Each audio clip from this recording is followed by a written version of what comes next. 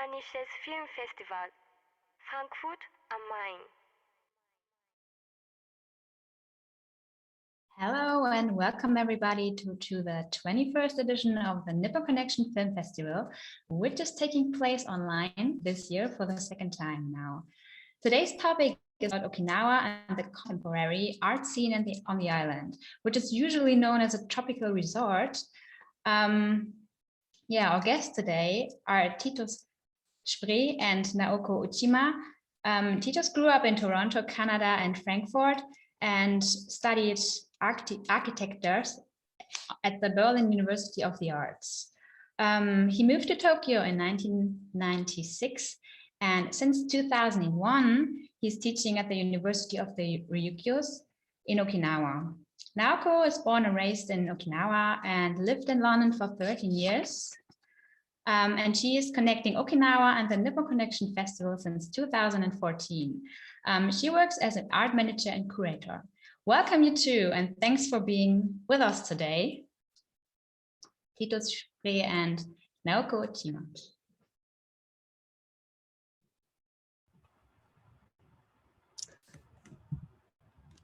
Hello from Okinawa. Thank you, Sabrina, for introducing us, and thank you at Nippon Connection for inviting us, and thank you in the audience for joining our talk today. So my name is Titus Spree in German, or Spree in English, or in Japanese, Supuri. I'm living on Okinawa, and I'm teaching at the university, as Sabrina already told you, and I'm also doing art projects and are involved in like local art activities. And yeah, so for today's talk, I'm joined by Naoko. Hello, Naoko. Hello. Hello, my name is Naoko, and I used to work for Okinawa Film Office and traveled to Frankfurt twice, and I went to Nippon Connection. Since then, I'm just introducing Okinawa artists to the Nippon Connection. And this year I introduced Titus, but Titus insists, maybe Okinawan person should be in the talk. So I'm here to support Titus. So よろしくお願いします。 Yes, thank you. So just a brief introduction to the talk today. So we will have 3 sections in our talk. We will divide the talk into 3 sections. And after each section, we will have a short kind of Q&A break. So you can ask questions and we can answer questions. And we will be really happy if you ask questions, because I think it's really important to have a dialogue here, that we don't just keep talking one way. So the first section will be about Okinawa, kind of like background information, a bit introduction to Okinawa. The second section will be about art in Okinawa, about especially art developments since the 2000s. And the third section will be about Soundscape, an art and music event that we organized since last year. Yes, so then let's start with our slides. I will share my screen now. And we will also play some music, Okinawan music, because music is very vital. There's a vital music scene in Okinawa. And we often work together with musicians also, even if we're mainly doing art projects, but we often collaborate with musicians. So that's already too far in my slideshow. I have to go back. So this is the start of my slideshow. And first, maybe many of you don't know so much about Okinawa. I guess only very few actually had the occasion to come to Okinawa. So probably a lot of you don't really know where it is exactly. So I want to start with a map actually. So to get an idea of the location where we are. And so you can see here Europe and Japan. And actually this map is so big that you cannot really see Okinawa. So we have to zoom in. Now we're in in Asia, you can see Japan. In the top middle, you can see Taiwan, you can see Philippines. And now Okinawa starts to appear. So you can see it's a really, really small island. We get closer. So you can see there's the southern main island of Japan, Kyushu, and then there's Taiwan, and there's a stretch of small islands in between these two bigger islands, and that's Okinawa, or Ryukyu Archipelago, how you would call it also. And if you get closer, you can see there's one quite big island, and that's the island where I and Naoko are now. That's the island is called Okinawa, and yeah, so you can see that it's really, really a small island in between the Pacific and the East Chinese Sea. This is the main island of Okinawa, which is called Okinawa. So, and now I want to start our talk actually in a kind of relaxing way. I mean, it will be more or less 1.5 hours talk, so it will be a long talk. So at the beginning, I want to play some music and just show you some slides from Okinawa to get into the mood.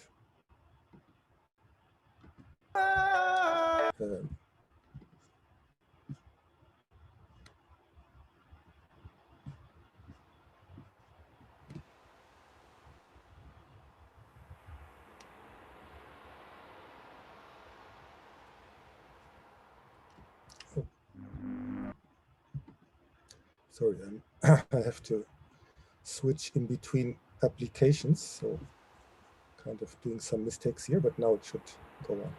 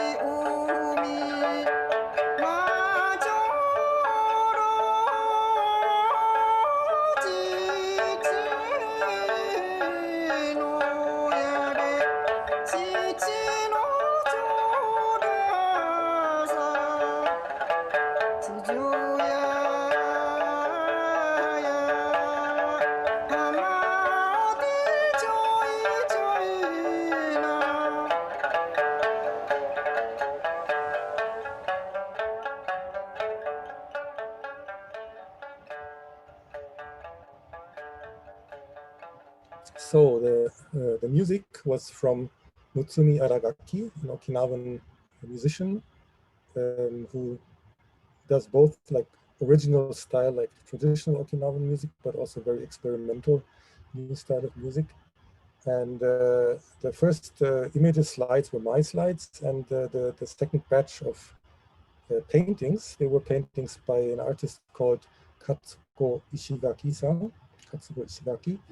And I think they're very kind of typical for Okinawan scenery in a way, but I will explain a bit about that later when we talk about the art in Okinawa.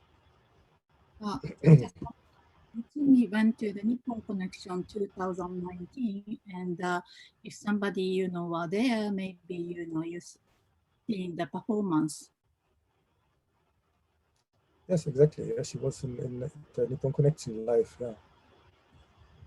So now I want to talk a bit about the background in Okinawa, like kind of some facts, some information, because I think it's important at least to know some basic things. And yeah, so when you hear Okinawa, I mean, many people, they have heard about Okinawa, and I think they've heard some things about Okinawa. And usually there's a lot of imagery related to Okinawa, like southern paradise, like a beautiful ocean, also longevity is very, very popular about Okinawa. Everybody knows that people in Okinawa live very long. And this is a slide with all these kind of keywords or all these kind of terms that maybe pop up if you think about Okinawa. Maybe few people know that Okinawa was an independent kingdom until quite, I mean, not so long time ago. And that it was also kind of like colonialized by Japan, which is not kind of official history, you would say. And yeah, and many people might know that there's US military bases, but I think maybe that's not so well known outside of Okinawa, especially in Europe. And yeah, this is a kind of really, really short history of Okinawa, just to give like a kind of like a big picture of what Okinawa used to be and where does it come from. So there was like a kind of a medieval age in Okinawa called Gusku period. And later when we show the Soundscape event, Soundscape Okinawa, you will see one of these Guskus, and Guskus stands for castle, like old castle, medieval castles. So it's called castle period. Then in 1606, Okinawa was first kind of colonialized by Japan, but undercover. So there was like a southern Japanese warlords called Satsuma that came to Okinawa, and they kind of conquered Okinawa, but without showing it to the outside world. So they kind of kept the Okinawan king in his position. So they wanted to have kind of like a window to the world, because at that time Japan was completely shut off from the world, as many know. That was the Sakoku era, when Japan didn't allow any communication with the outside. So the Satsuma, they kind of used Okinawa as a kind of a link to the outside world. And then in 1872, it was annexed by Japan against the will of Okinawa. Of course, Okinawa didn't want to be colonialized, it didn't want to be annexed, but being a small island, it didn't have much of a choice. And then in 1945, that was really a very, very horrible experience for Okinawa. Okinawa became the main place of the Second World War in the Pacific arena, and it became it was the place of the Battle of Okinawa. And the island was almost completely bombed to rubble. And yeah, a lot of the culture and about a third of the population, of the civilian population, also died in the Battle of Okinawa. And then after that, it was US territory. Sorry, I have to get some liquid.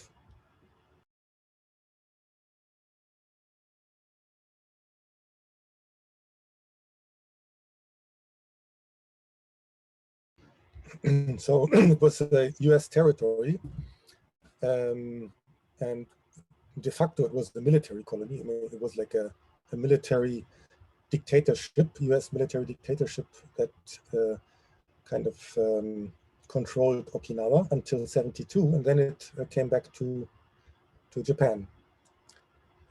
Because most Okinawans by that time, they really wanted to be everywhere, but not under US military rule. And so they returned to Japan. And since then, it became a kind of normal part of Japan. This is here just some very short, just one slide about this kind of history, where you can see the old Shuri Castle on the left upper side. And many might have followed that the castle burned down recently, last 2 years ago, almost now. The castle burned down, but actually it was not the original castle. It was already burned down in the war. And so it was a replica, rebuilt castle that burned down, but it was, of course, a big shock for many Okinawans. And you can see some images from directly after the war. You can see how Okinawa looked like right after the Battle of Okinawa was over. And for me, especially interesting, the images on the top, the two images top right, you can see that, I mean, Okinawa was a kingdom ruled by male kings, but the spiritual world of Okinawa, the religion, was completely dominated by females. So all the high priests, all the religious leaders, they were always females. And this tradition actually, it continued more or less until to the war. I mean, like when Okinawa was annexed to Japan, of course, the king was ousted. I mean, the king was forced out. And at the same time, officially, this religious system was also ended, but undercover it went on for some time. And these images actually, they show like one of the last really big rituals that took place in Okinawa on an island called Kudaka. That took place in when was that? 78, I think, the last time that we had that there was this kind of ceremony.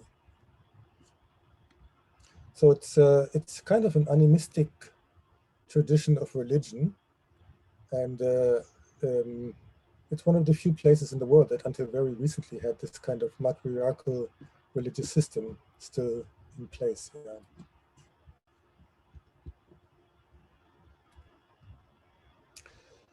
And I was already talking about the US military bases. This is just a kind of a simple map about the bases in Okinawa, the different colors.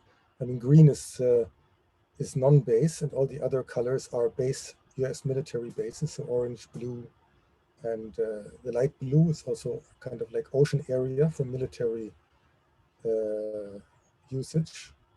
So you can see that a very big part of Okinawa still now, this is contemporary, is occupied by US military. And I think it's now something like 15% of the main island of Okinawa is US military.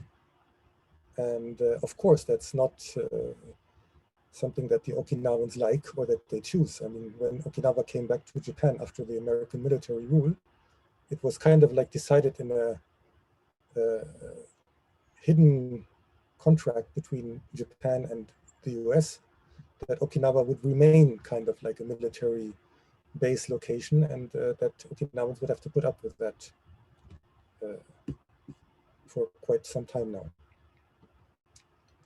And of course, if you have so many military bases around, you have problems, you have accidents. This is an accident that happened in 2004, where a US helicopter, it crashed into the Okinawa International University that is located quite close to one of these bases. And very, very luckily, nobody died in that accident. But that was really a very, very lucky incident that nobody died, because you can see that it was like a big accident and a big fire.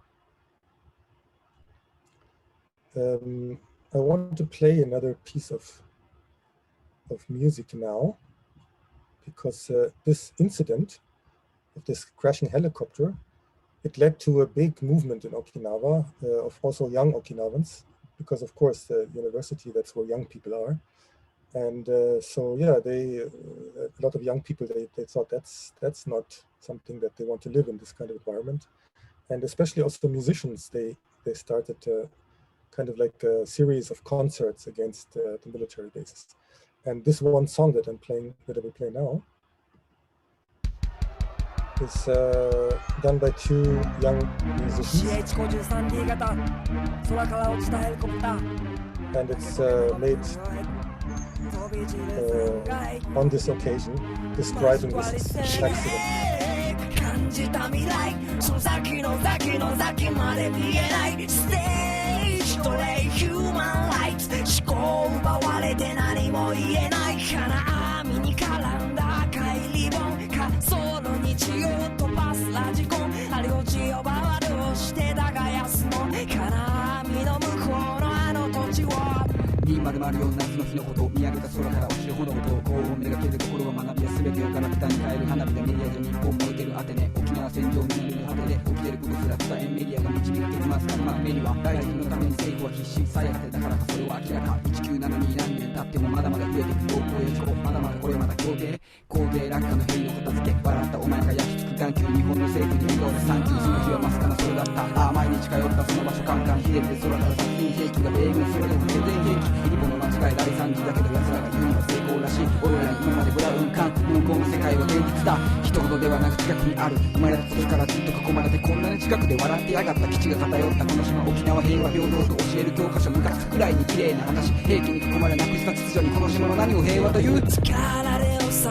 えつけた髪を捨て目もすり込まれた髪を何もかも手のひらの上のカジノリゾート企業ヘリポート命は基地と隣り合わせミサイル配備しパイプを合わせ辺野古普天間嘉手納立てなくなるまでしゃぶらせたキャンディーアメリカ今やらないだが明日たものだやっぱり俺らは未来を暗示空襲になって気持ちもそうさ国会政府は話になんねえ家族が生きてるこの島が好きだ嫌いなものならあるから知ってる昨日は始まりゆっくりなんかゲート突き破り火をつけろ車ガラスを割ったり青いに食いせ増えたままでは終わらない So the last slide now that I'm showing, this is the kind of civil movement in Okinawa against the bases. And you can see that there's really a lot of opposition, a strong opposition, but it doesn't really get to the central government in Japan. And I mean, it gets there, but it is ignored. And yeah, so they have to put up with this kind of forced military base, being a forced military base island. And that's one of the realities in Okinawa. So now that's kind of the first section. And yeah, so if you have questions, if you want to know a bit more detail about something that we were talking about, or want to know something about Okinawa, please ask. Who is the musician? Second one. The second musician, it's a collaboration between a band that does not exist anymore called the Duty Free Shop and a rapper called Kakumaku Shaka. I will put it maybe in the Q&A.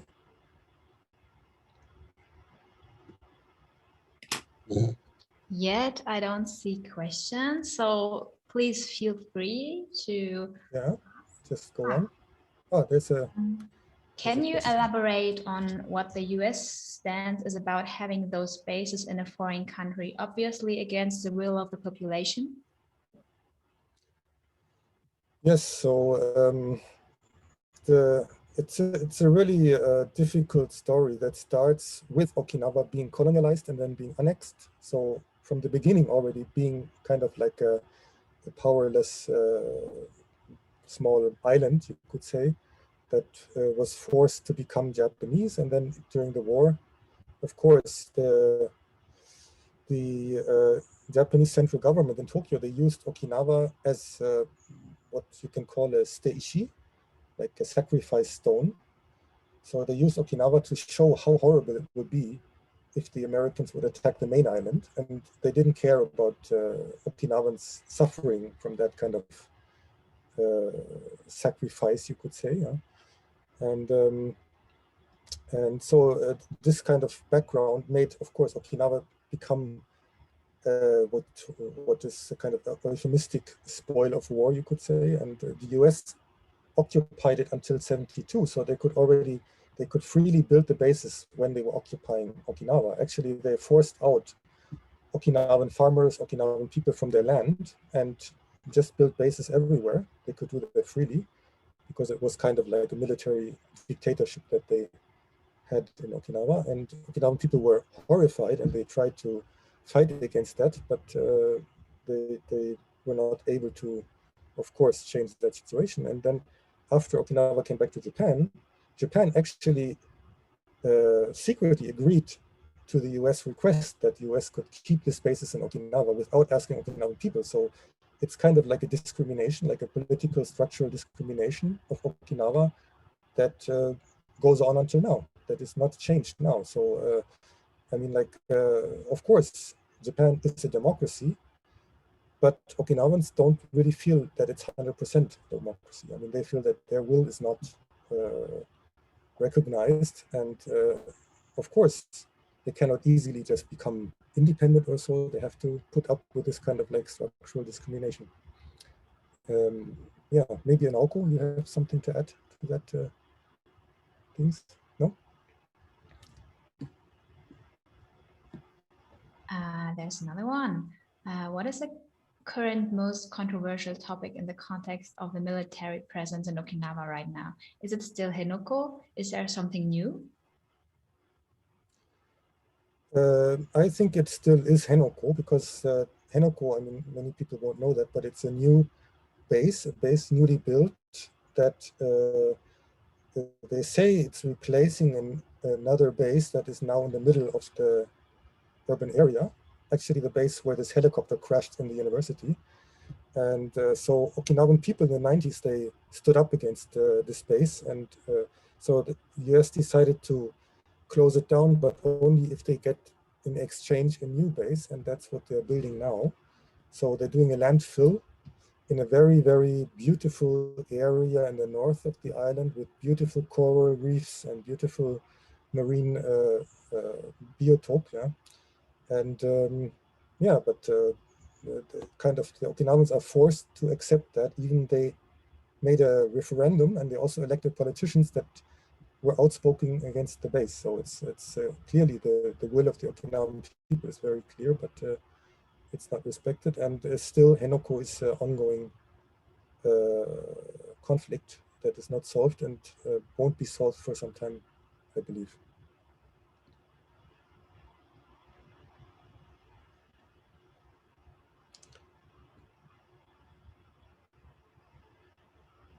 There's another one. Is there Okinawan metal as well, or is there an active metal scene on Okinawa? Can you recommend some bands? There is a metal scene in Okinawa, but I have to admit I'm not into it. So I cannot really recommend properly. I mean, I know there are some metal bands, but I mean, I can research that, and if there might be some future talk, maybe until then I can come up with some names. Oh, I see now questions are popping up. Mm-hmm. There's an anime called Giovanni's Island about Russian bases on a small island in Japan. Do you know if that movie and story is connected to Okinawa? The real name of the island was not named in the film. Was Okinawa occupied by Russia once? Yeah, actually in the north of Japan, so the very opposite of Okinawa, north of Hokkaido, there are some islands that are still occupied by Russia, and the Kuril Islands. And I'm not really into that in detail, so I don't really know if that is related to this anime, but there is still a Japanese population apparently on these islands, and they are still occupied, and Japan still wants them back. And they're still talking with Russia about that.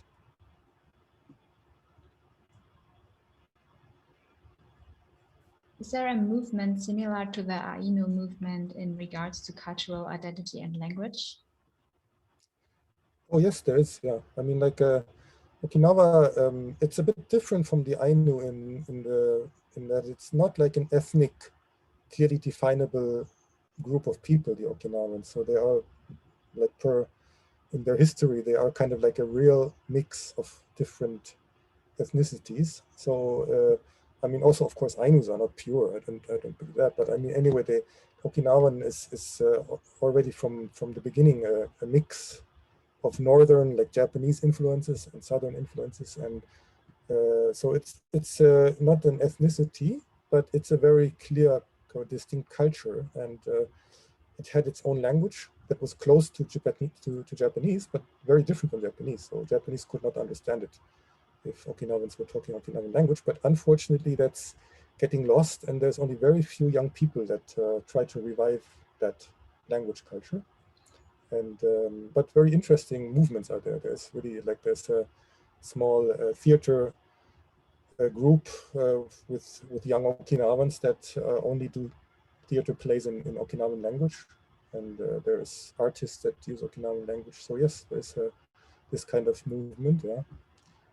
And that would actually be a good topic for another talk sometime, but yeah. Are most of the musicians and bands are located in Naha, or are some of them located on other islands around?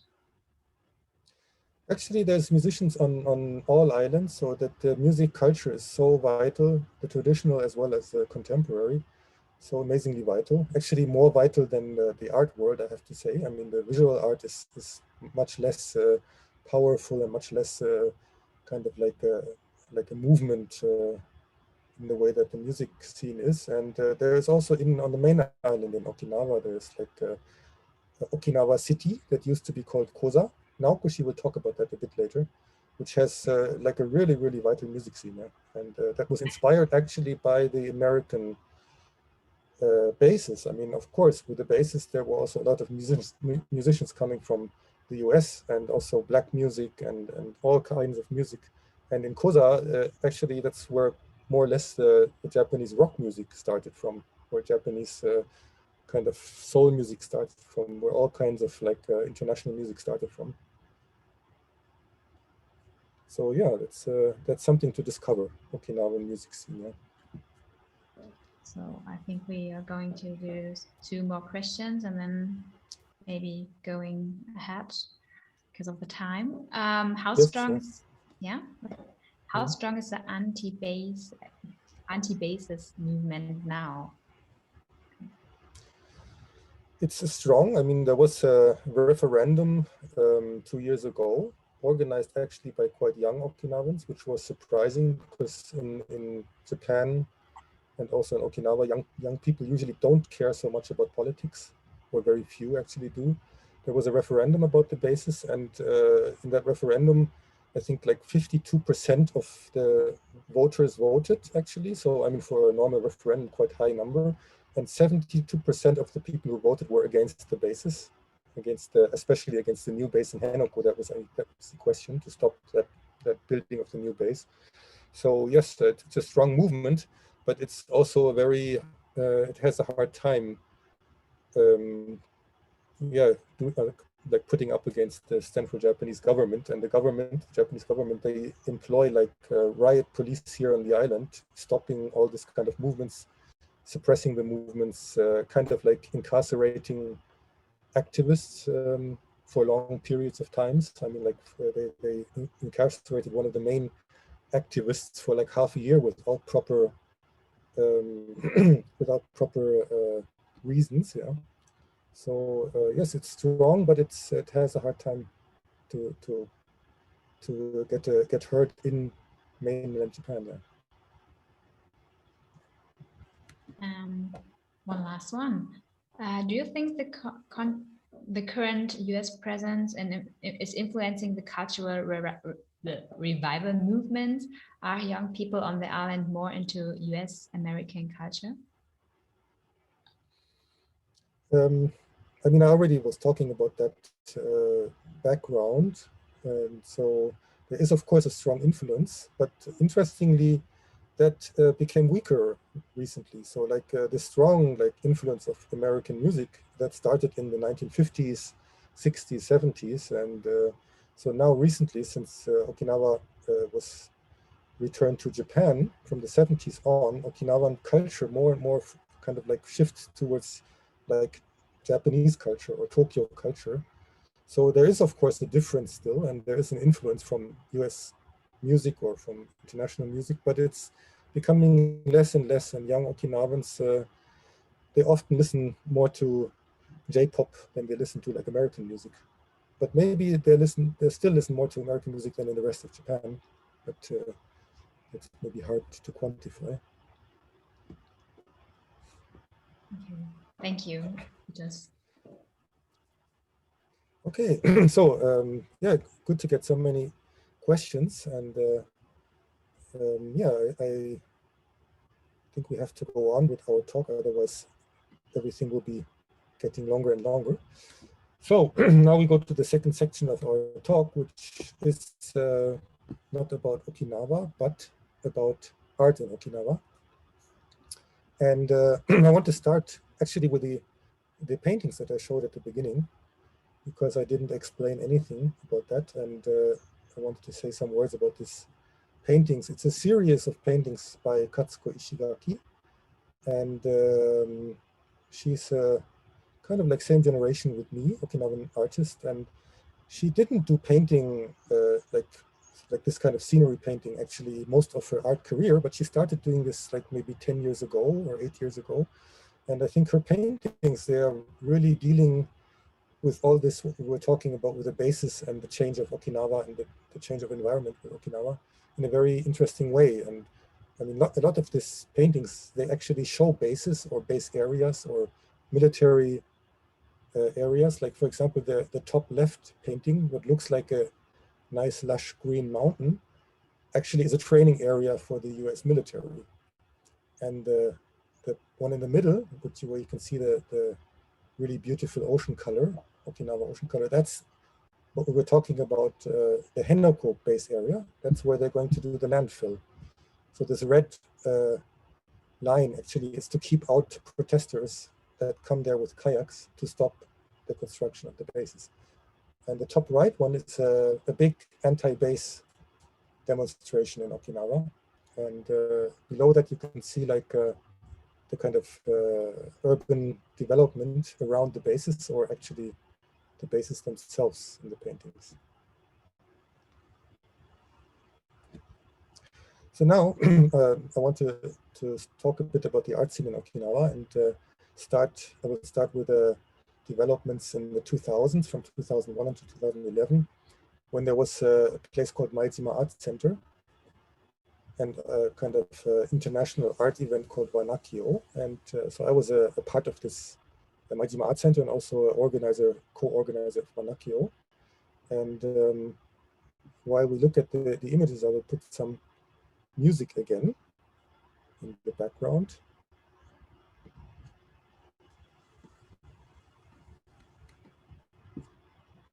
And show some slides, and we will try not to talk too much, otherwise it will be difficult to really enjoy the slides. So the Maijima Art Center was kind of like a independent alternative art center that was located in a building like what you can see here, kind of concrete building. And actually you have many concrete buildings in Okinawa, much more than you have in the rest of Japan. And this concrete building used to be a wedding hall. And it was a wedding hall, but full with kind of small bars. And you can see here, this are all the small signs of the bars inside the building, you know. So it was like it's a kind of an area that used to be a red light district, and then it became quite unpopular, and people moved to a different district. And the building became an empty building, and it was used as an art center. And here you can see the rooftop of this art center.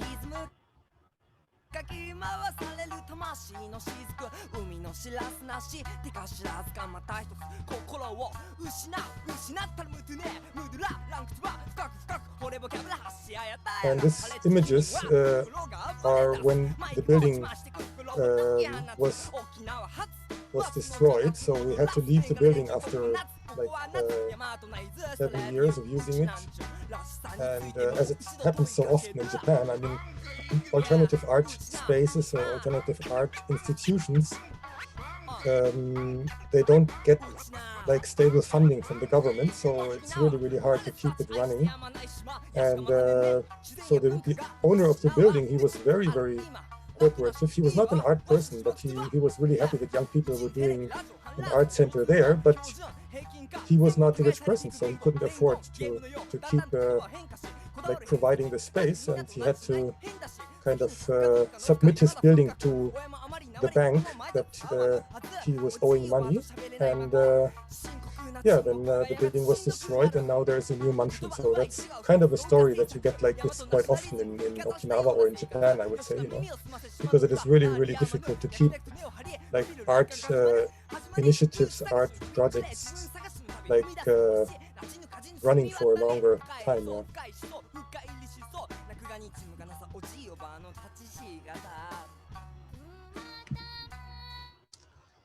Then we moved with the art center to another space, which was really interesting, in an old market in Naha, in the capital of Okinawa, in like a really, really funny kind of like Asian style market that is what you can see in the image. Is a bit difficult to understand, but it's kind of like an open market where you have stands, market stands, and you have open spaces that have no walls, you know. So we had kind of an art center in this kind of situation now, which was really, really inspiring, interesting. And we had it there for like another some years. And then in 2011, we had to close it down. And since then there is no kind of like really big art space in Okinawa anymore, but there's like smaller art spaces. And so now I want to introduce this Wanakyo event that we organized during the Maizuma Art Center. And I will just go through the images and just talk about it a bit later at the end. So just to give you first a visual kind of idea. そうかじゃあきっとこの島も食い尽くされるあるが怒り落ちる稲光歴史問題全てが美化に仮に誰かが住まないってよが頭が知識なければ進まないだから中身がからない人に何らかな形で伝えたいあらゆる交差する音楽は交差させる音楽洋楽邦楽みんなに交差する南の方角本格的な革命を起こすと大体の人が理にどうえ意味のない歌い手分け飛ばして歌い手大抵の人を懐かせるリがちゃんこ歌い手もっと叫んだらもっと叫んでよもっと燃やせばもっと燃やせよこの島に生まれ育ちリスペクトする面々とあら今みんなそうだち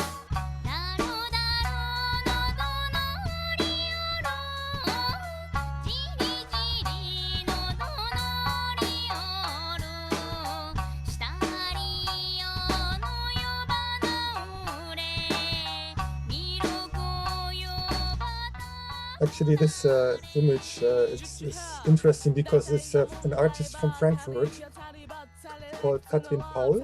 So she was coming to Wanakyo in 2002 and she did a project in another market, not the one I was talking about already, but there's another kind of central market, a vegetable market in Naha, in the capital of Okinawa, and she did a portrait series of the market woman, which you can see in the background. And she's a very active artist now in Frankfurt, and her atelier is in Heddernheim, if there's anybody from Frankfurt who is close by.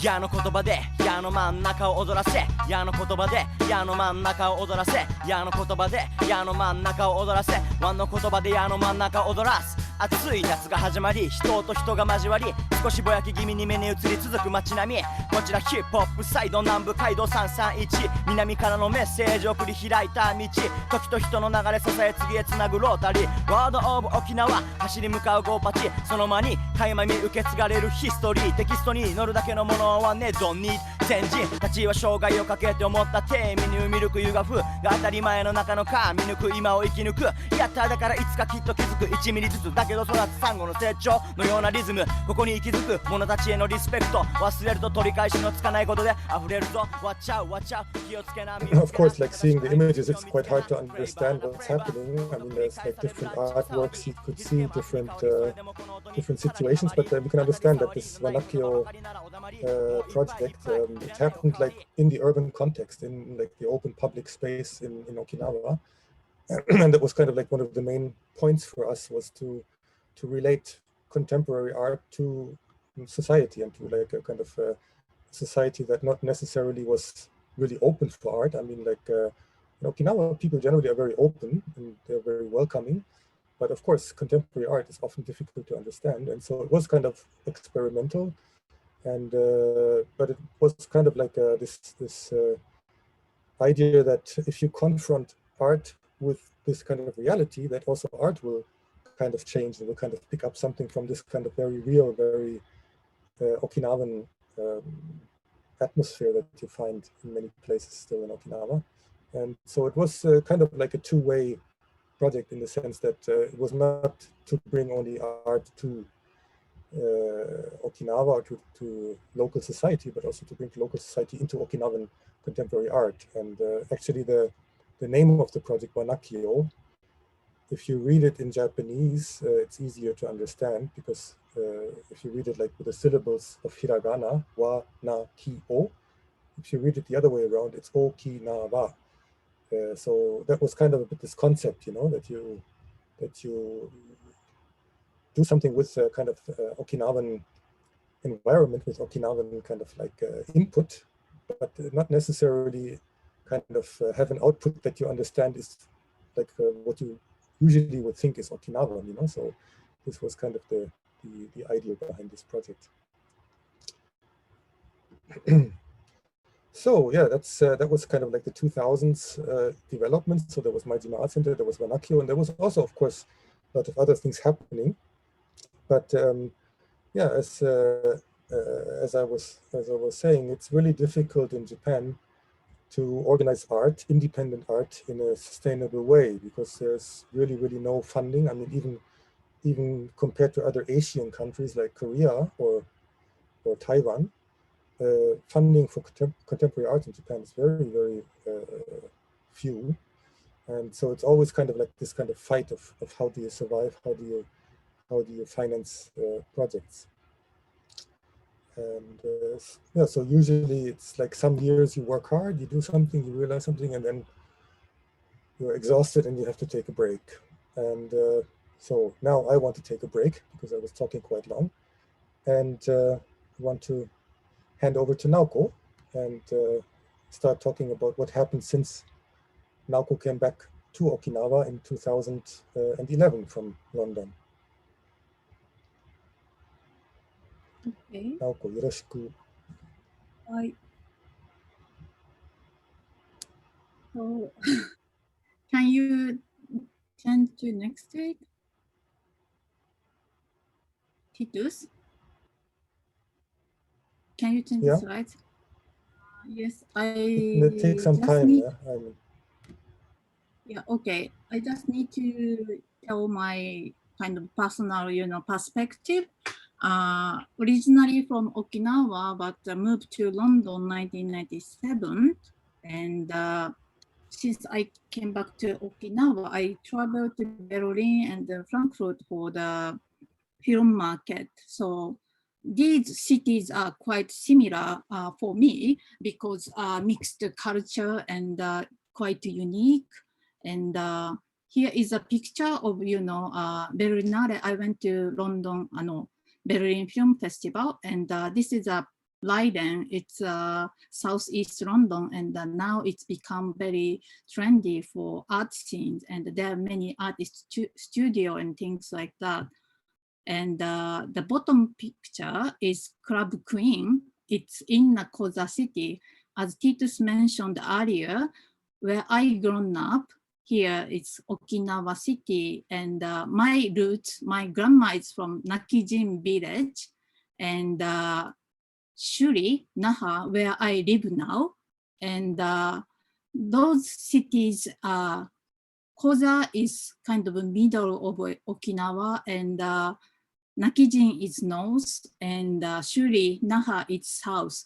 And within little island, it's so different. And these pictures are kind of, introducing, what is Koza like. It's like a costume shop for the karaoke singers, and people really like going out karaoke when they, retired, and they do performance really interesting. And also rock music, A-sign bar here, and also Koza Riot. It was against, military base, and also Okinawa City, Koza is very famous for the Okinawan folk music, Minyo. There are so many musicians like Kadekaru Rinsho and Noborikawa Seijin. Those two appeared in the movie called Nabi's Love. Okay, next. Titus. So these are pictures of Okinawa City. And this beautiful place is Nakijin, north part of Okinawa, where my grandma is from, my father and grandma. And it's a beautiful, this is my grandma's house, and beautiful beach. Our ancestor tombs are around here. And also Nakijin Castle and cherry blossom. Here, very pink, shocking pink cherry blossom here in Okinawa, and starting from the north to the south. So it's quite different, and normally it bloom January or February. It's quite early spring. You can experience in Okinawa. And next, these are Nakijin village pictures. Titus. Next one. This is Shuri. Even I'm Okinawan, but I'm living in Shuri for 2 years now, and really finding interesting place. Like I don't know, it's old capital, so there's old castle, so there are many natural water spring, and also, you know, the flowers. This is called ghetto, like pink ones, and cats. There are so many cats in Shuri. I don't know why, but this cat is, it's like a, you know, king, you know, sleeping around the Shuri castle. I always see, you know, when I'm walking down the street. And also in Shuri, there's this famous Okinawa soba place called Shuri Soba. This is not, you know, soba, but they have really nice, you know, dishes and food. I think one of the best. Okay, next. Titus. Next one, please. Always takes a bit of time until it's up, sorry. Yeah. Always delayed. So just, you know, introducing some work, like 2009, I produced the London Okinawa Day in London, and organized the event for first 3 days. And after that, it kept, you know, hold every, you know, June. Unfortunately, after, you know, pandemic, they haven't held, you know, the Okinawa Day, but it's been like planned for every June since, you know, I started. And since 2011, when I went back to Okinawa, I involved, you know, the several photographers and Okinawan artists, and also involved art project in Okinawa City where I grown up. And Titus was doing the art project in around 2008. It's same area, but it's also different. We kind of, you know, crossed, and we didn't know what we were doing each other. But last, you know, 5 years, we discovered so much, you know, common and so much, you know, interest in our project, and start working together as a team. So since, you know, I connected the Nippon connection, every year member of, you know, staff visited Okinawa. Here you can see the picture of Kirill. He came to Okinawa 2020, just before Corona pandemic started. And he went to the Jujumo, the musician who performed a few days ago. He was brought to the sugarcane field and had, you know, sugarcane juice, fresh sugarcane juice. And also that time we were planned German Potato Club.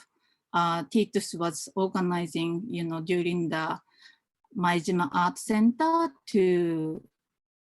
for the fundraising. And we did, you know, a German Potato Club again. It's been 10 years, was it?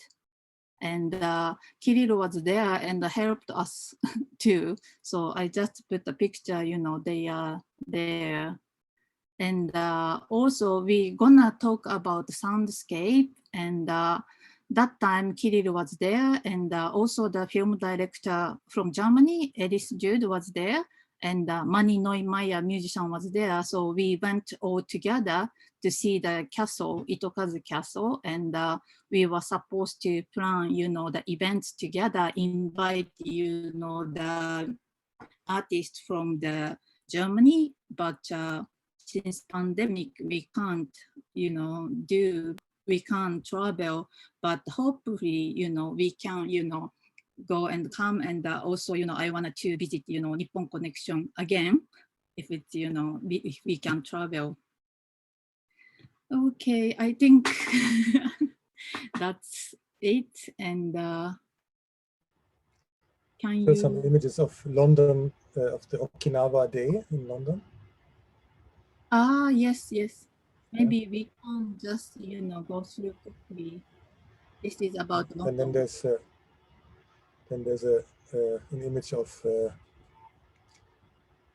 Nippon Connection in Okinawa, no? Marion. Yeah. Yeah.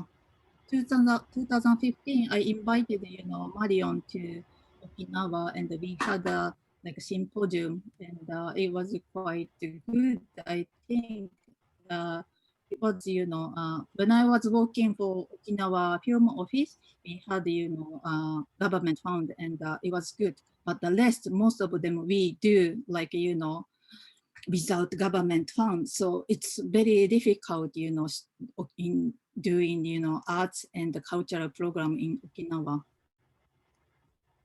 Hi. Next. And this is I was jumping over one image, but there's Kanako-san in Nippon Connection, I think. I also did a Sanshin workshop. So every year I sending some, or I recommend or introduce some, artists from Okinawa, and we kind of, have a bridge to Okinawa and, Frankfurt. So hope, we can get this back again, when we can travel. And I will try to keep sending, people from Okinawa. Hi. Yeah, and so to sum up our section about art in Okinawa, so Naoko and I and some other people, we joined forces and we started a new art initiative, a new art, not space because we don't have a space now, but a new action activity called AIO, Art Initiative Okinawa. And I will just go through this slides. You can see that there's many different activities that we do. We kind of connect people. We talk to all different kind of actors in the art scene, like galleries, like artists, and we talk to people outside of Okinawa. And of course, we started this when Corona started. So it was planned to invite people to Okinawa, but we couldn't do that. But then we learned how to connect online, and that was also a quite good experience for Okinawa, because Okinawa being a remote place is always difficult to connect. So AIO does mainly 3 different things, which is networking, like having a homepage, connecting people, then organizing dialogues about art in Okinawa, and then creating a platform. And actually the platform, we will see that later with the Soundscape event, because that's actually the main event that we organized as platform. And we do also, of course, education in relation to art collaboration information. And the network, you can see that on our homepage, unfortunately not in English yet. We still only have a Japanese homepage yet, but we are planning and we're working on also providing some information about Okinawan art in English soon. But we have a map on the homepage with kind of all the different interesting locations. And this is a map where you can see when we had international talks online to which people we connected all around the world.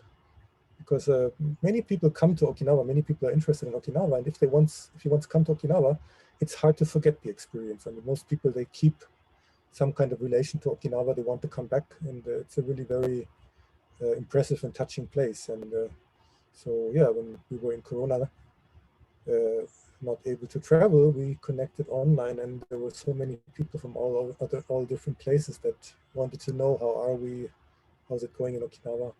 Actually, one of the people you can see here is actually with us today, John Thomas, nice enough. This is a slide with the homepage. And yeah, that's the activities that we organized in the past year. And we have to fight for funding. We're not sure how we can go on this year, but we will go on and we will keep on organizing stuff. And yeah, that's kind of the section about art in Okinawa. And this, what I was already talking about, platform, that's actually the Soundscape Okinawa event that we will talk about in the next section. So that's when we have our Q&A time now. And yeah, if there's questions now, I think we're already kind of over our time limit, but can we answer some questions? How is the timing going, Sabrina? Yeah, we can. We have. Yeah. Okay, so is there any questions regarding art in Okinawa, regarding the art scene? And maybe to some of the slides I was showing and I didn't really explain anything to that. Maybe you have questions about that. Of course, if there's other things about Okinawa that you wanted to ask, feel free to do so.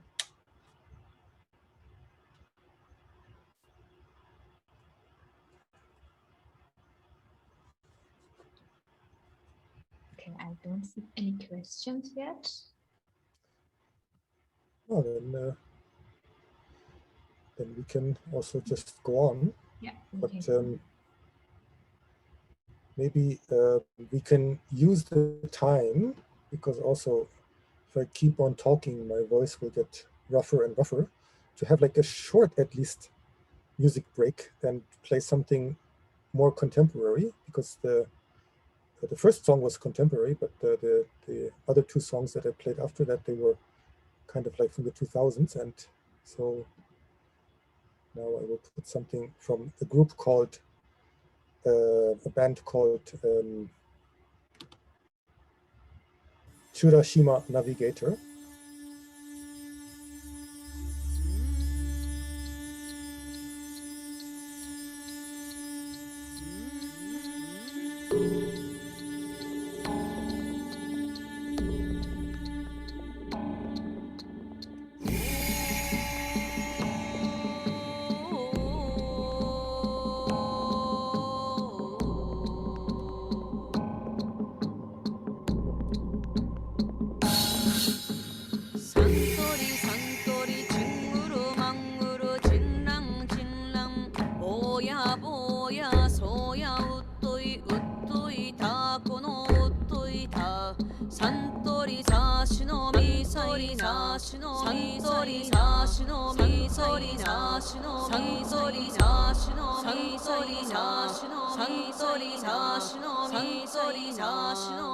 Cha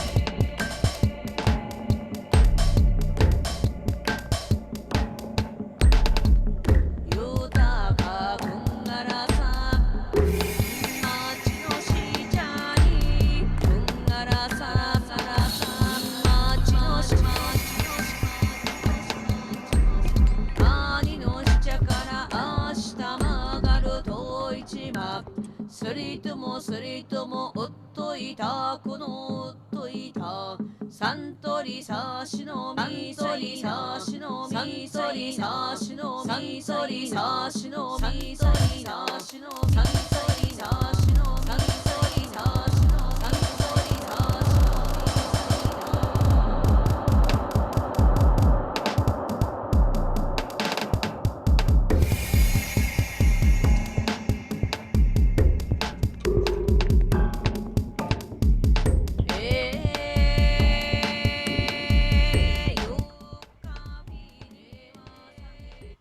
So, shall we go on? Naoko, you want to say something? Yes, I want to change the slide. It's not nice to see you. Oh, okay. That's true, yeah. We got only 15 minutes. Yeah. So, yeah. Then we start with our section 3 and yeah, introduce Soundscape Okinawa, which is kind of a new format, a new kind of way of combining kind of like an art site-specific way of doing projects and a music sound way of doing projects. And it was organized the first time last year in the south of Okinawa in a place called Itokazu Jo, which means Itokazu Castle.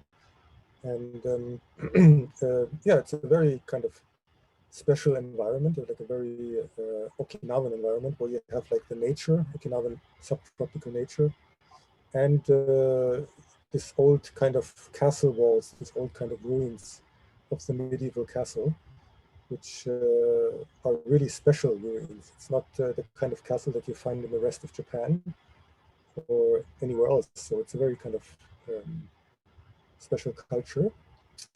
And yeah, maybe it's good to start with the video. We have a documentation video that is about 18 minutes long, and yeah, I think it's good to see that first and to just get the kind of the atmosphere, get the sound, get the visuals, and then yeah, I will kind of add a bit of information maybe later after the video, and then we can have another kind of question and answer session at the end.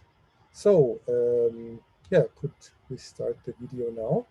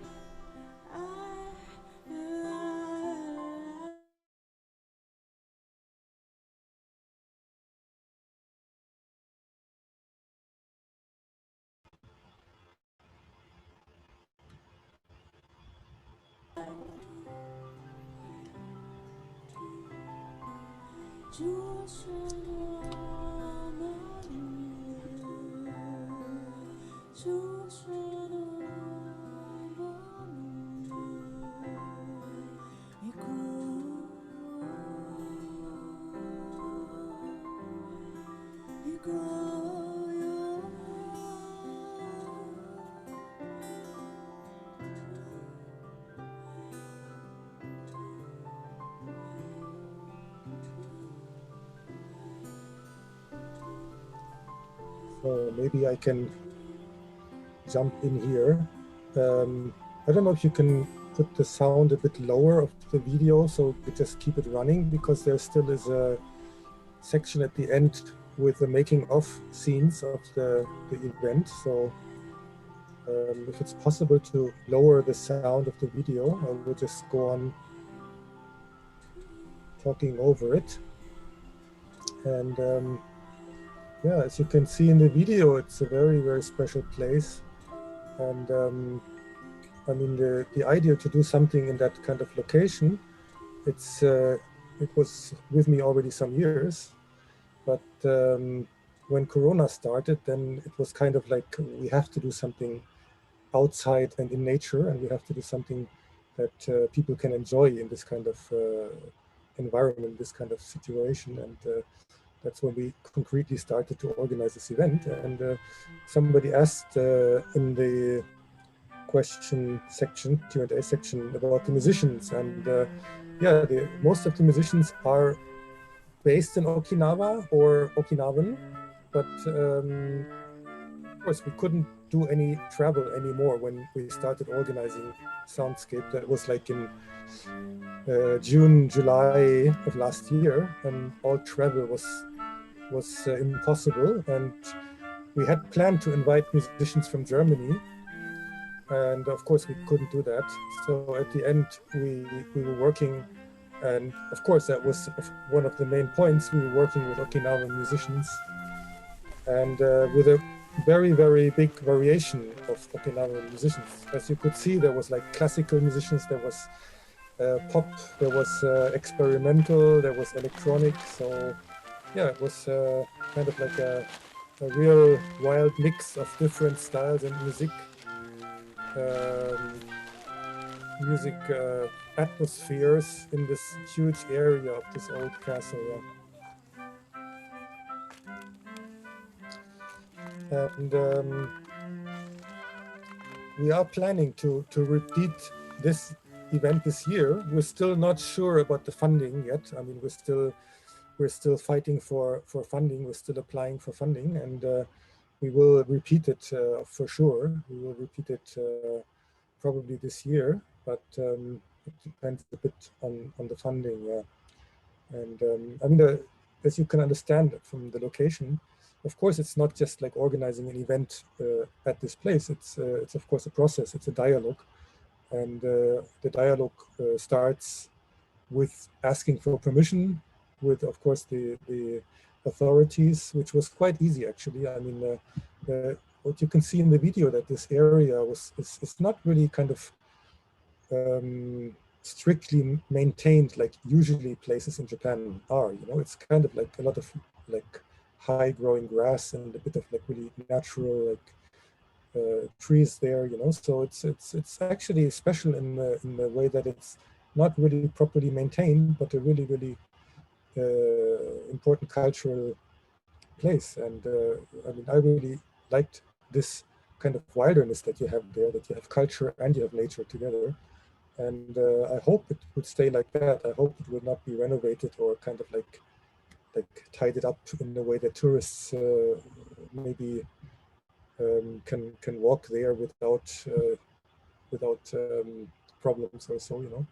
So yeah, it's a very special place. It's a very kind of Okinawan environment, and it became also because of Corona. It became a bit of a not healing event, but when Corona was getting worse and worse, of course, we were always thinking about how can we organize it, how can we have people come there, how can we have people enjoy that. And yeah, the part of the the concept was to have people really enjoy a slow event. And maybe you have recognized already from the music that we played that there is a lot of slow music in Okinawa and a lot of like slow timing. And yeah, it was part of this event to slow down, to become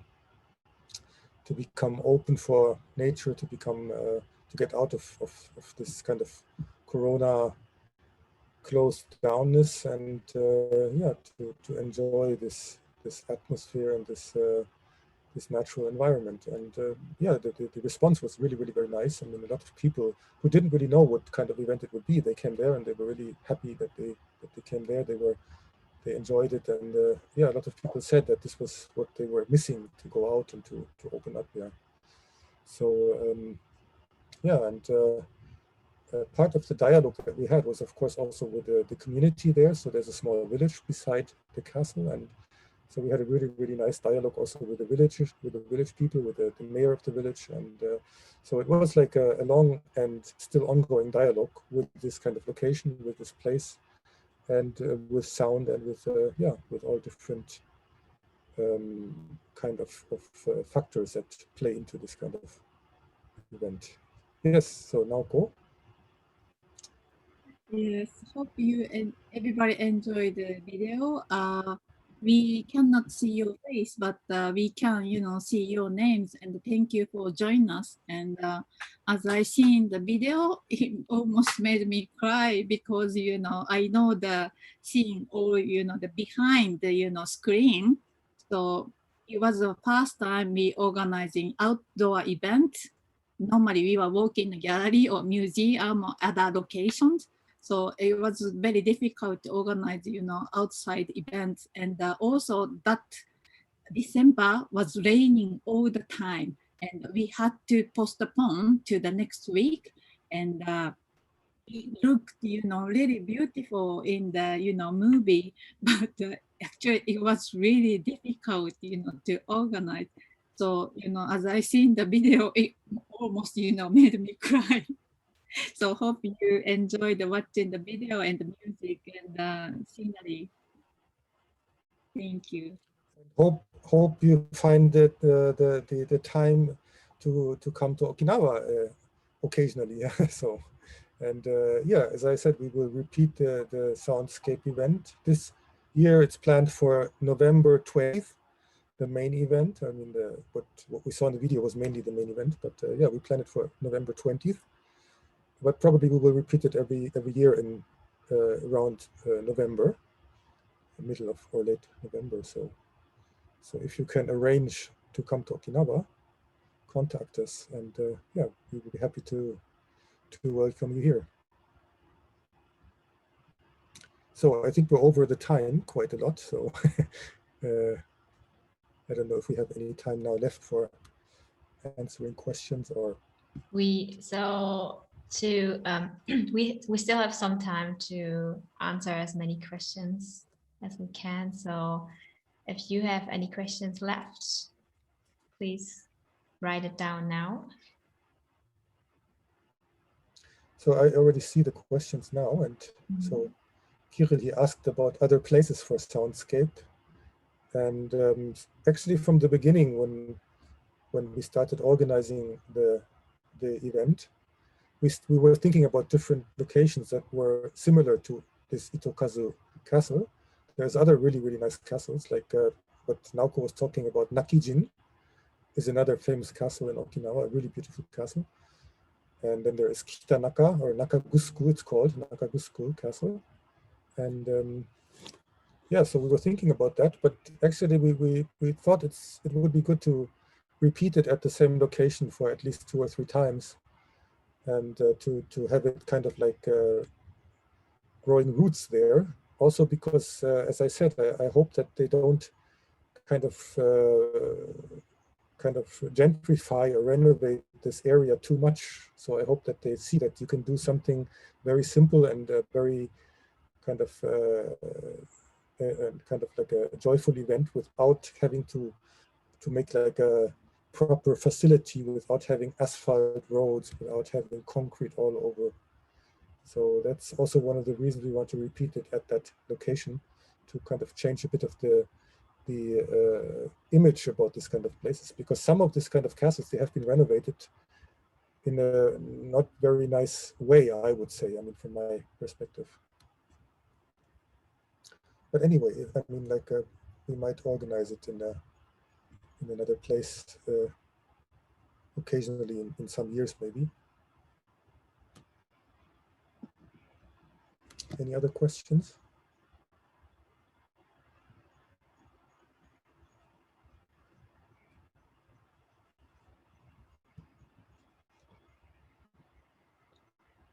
There are some comments from Tiruiba, very nice video, and thank you very much. He also, he's German, but based on Okinawa, and his colleague of Titus, and he helped the Soundscape as well. Yeah, there's a kind of really lively German small community here in Okinawa. And actually recently also in German television, there were some kind of documentaries from Okinawa. So there's there's Till Weber now with us, I think, listening to our talk, who is also a professor at the same university, Ryukyus University, where I am. And then there is a small German brewery in Okinawa, Wolfbräu. Wolfram, I think, also was with us today. And so yeah, in this small community, we organize quite a lot of cultural events. Actually, there's another musician who was very important, helping with the soundscape, called Klaus Franke. He's a pianist, and also he's very good at arranging and organizing cultural events. And he also organizes like music events with often a German connection, like for example a Rheingauer, Rhine River, Rhine concert with actually a theater concert and kind of like a Gesamtkunstwerk, like a really big project 2 years ago.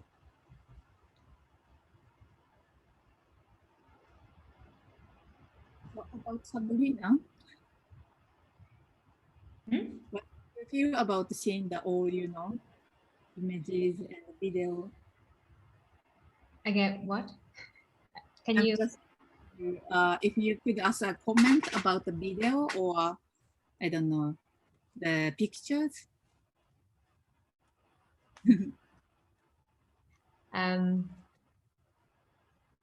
I've been in Okinawa once, and yeah, the pictures gave me a lot of flashbacks to when I went there. Yeah, and I think with the music, yeah, it's in the mix of the pictures and the music is it's really nice. And I also heard the typical Okinawan songs.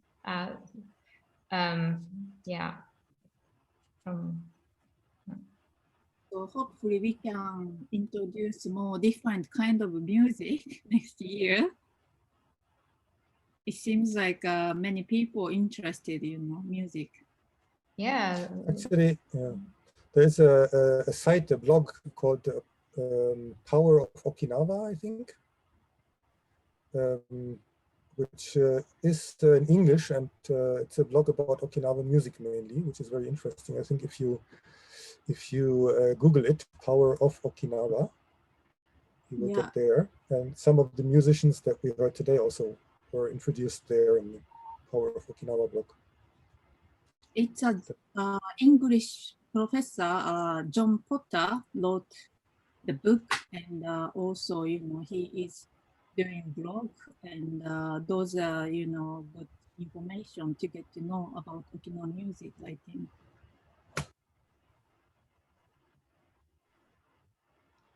Kirill just wrote, thank you for the nice talk and also for supporting Nippon Connection for all these years. We were able to organize some nice events in the last years. Thank you connecting us with artists and giving impulses.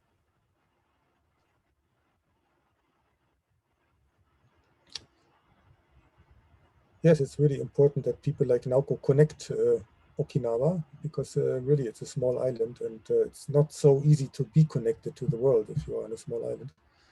And the more important it is to keep these connections. And actually, for that, it was maybe the Corona experience for Okinawa was actually inspiring in the sense that you could see that there's other ways of communicating, or you had to actually learn about other ways of communicating without traveling, without having to move from the island. And actually, I think we will also go on. Of course, we want to go back to direct face-to-face events, but also we will go on trying to keep Okinawa connected also with this kind of online events or talks that we have today.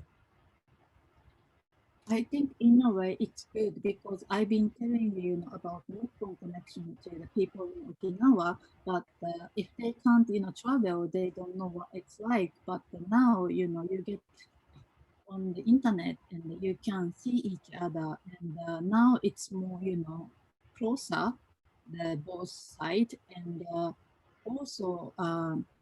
When I was in London, I tried to be friend with, Okinawan community in France, and we get on very well because it's close. And I wanted, connect with Okinawan people in Germany, but in London, there is most of, Japanese or Okinawan in London, and in France, it's Paris.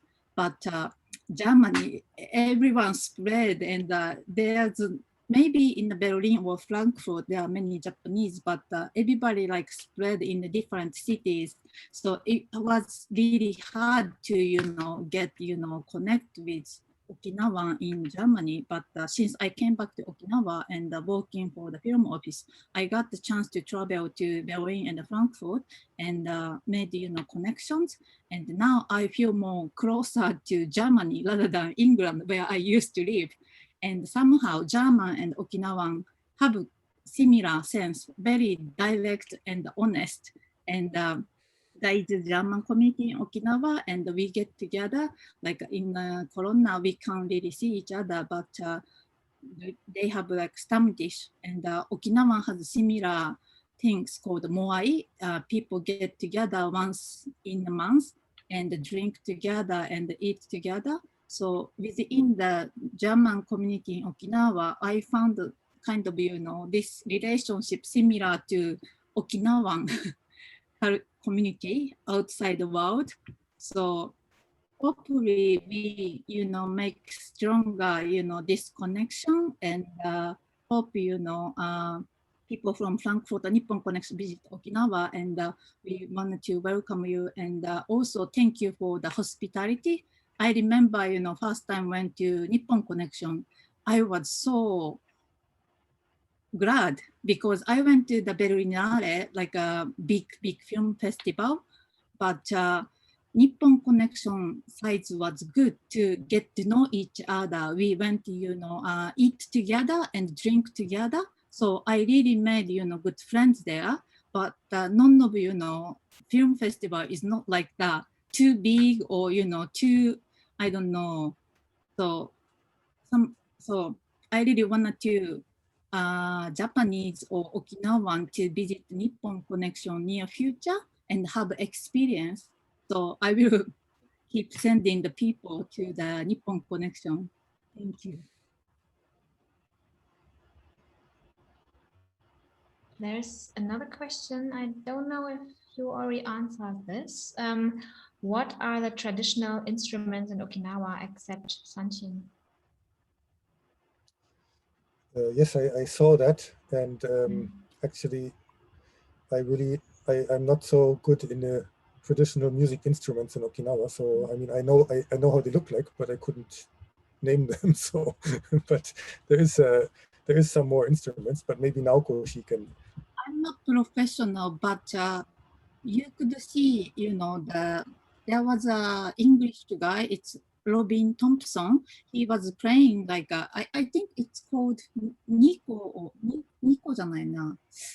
I forgot the name, but yeah, there are some, instruments, traditional, but mostly play for the classical Okinawan music, I think.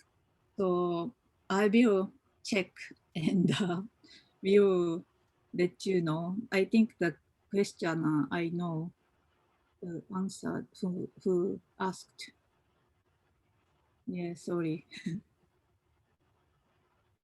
I mean, sanshin, the 3-string instrument, is quite dominating, I have to say. I mean, you don't really see a lot of other traditional instruments now. You see a lot of course, contemporary instruments in Okinawa and electronic and whatever. But traditional music is mostly sanshin, and there's this kind of percussion instruments, which are also used while dancing. They have this kind of dance called esa, which is a kind of like a dance while doing percussion. Oh, And, so it's saying like yeah, drums. We use drums for esa dance, and big drums and the small drums. That is also instrument. He knows better than us. Because he visited twice. Okay. And also time for the last questions. If there are still some. I think maybe adding about the Soundscape event, just what I didn't talk about, but the moving of the audience was very important, and you saw it somehow in the video. But I mean, the event was really based on the audience moving around and kind of constructing their own kind of soundscape. So while moving, of course, you hear the different instruments from different locations, and then the different combination of instruments. So that's a kind of very important topic of the soundscape concept. And it's of course difficult to convey that in a video or in slides or so. So that's really kind of the soundscape that you experience if you are there. And that's also something that we really want to go on working on. I mean, that was an experiment. It was the first time that you have this kind of setting. And for the next time, or the maybe next year, we also are thinking about asking a composer to compose something, not the whole thing, but like a piece of music for that soundscape, where you work with a space, with the different locations in a kind of composition of music. So there is still a lot to work on and to develop.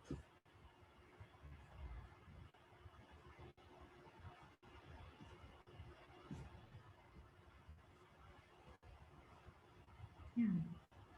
So I don't see any other questions.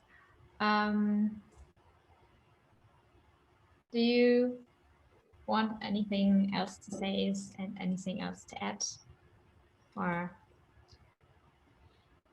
yeah, like I said, welcome in Okinawa. I mean, we're a small island far away, but if you make it here, I think you got our kind of like basic contact information, home pages and stuff.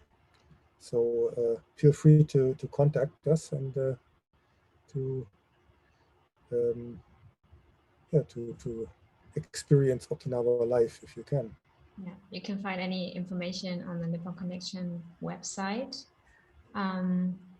Yeah, thanks for being at the Nippon Connection Film Festival this year, Naoko and Titus, and thanks for this very interesting and especially inspiring art talk.